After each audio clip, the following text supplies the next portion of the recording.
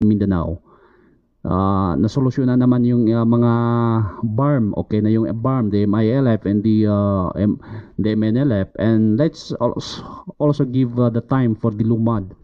Now, since we have daghan mantang malon hitaman nga lumad, and that Subanan itself, so, yan ta rin ni Subanan, we have 1.5 million voters di entire Zamboanga Peninsula lang. Sabi nila pinakamababa na yan, 1.5 million. Pag nag-iisa tayo dyan, sigurado na, di ba? But we are going to think asking the government to focus on the development of the tribe. Ang ako lang is why not to sit down with the NCIP and the elders, the Council of Elders, the entire 110 tribes, tapos pag-usapan kung ano talaga ang pwede natin maitulong. No, especially Mindanao. Recruitment kasi sa mga kabilang itong mga leftist na ito, dito po sila sa atin, no, sa mga bukid, especially the lumad in the mountain areas na wala silang know-how sa tawag na to social media and etc. So mabilis yung pagta-transform ng mindset nila, then they will go against the government na dayon. But when you're going to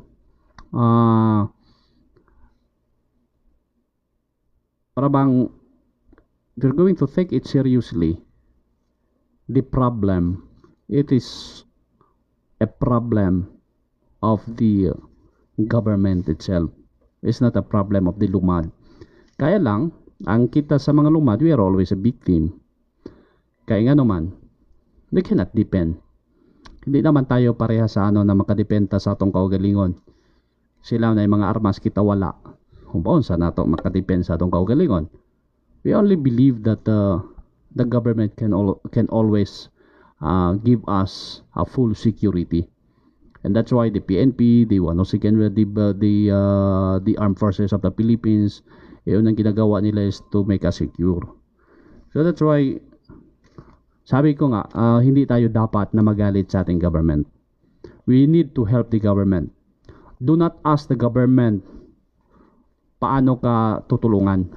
Anong maitulong sa iyo ng government. Sabi ng one of the president of the America, let us just tell the government that what I can do for the government. Ito sana yung mindset na pwede nating magawa. Okay? So, paano natin masolusyonan ang problema ng tribo natin dito sa Zamboanga, Sibugay, the entire Mindanao? Ano bang mga solusyon para itong maiwas tayo sa kitawag extreme recruitment? Ang iba nare-recruit tayo sa mga hindi magandang bagay, naging mga kung hindi man sa mga gang, hindi man sa mga kabila, sa mga lefties, nandoon tayo sa kabilang mga mga tulisan, extortionist. And how to solve this problem is, now if the government also will do the best thing to solve the problem in the lumad, and all the project and programs of the lumad, the government, dapat sa lumad yon. Hindi po yon since we have the representative, mandatory representative, we have the IPMR.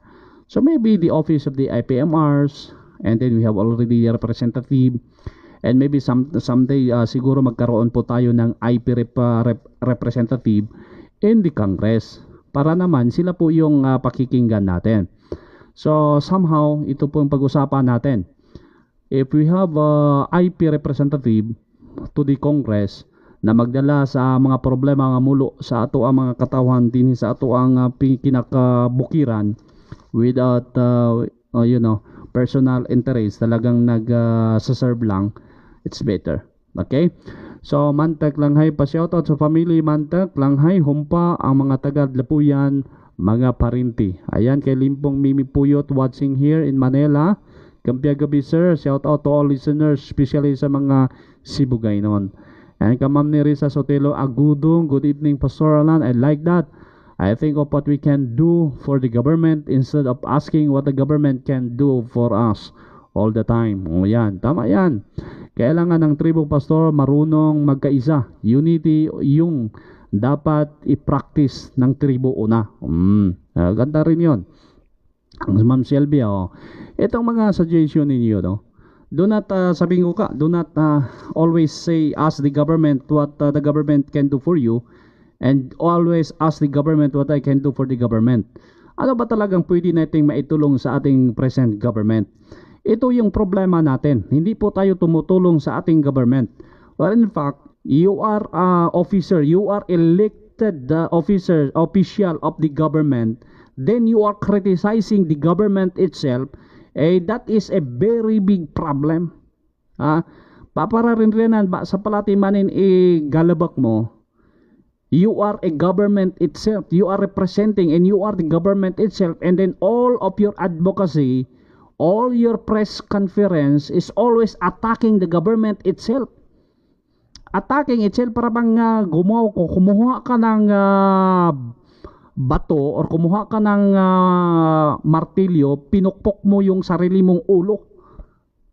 Yun ang ito po yung problema ng government natin, and this is a very serious problem because this problem, it might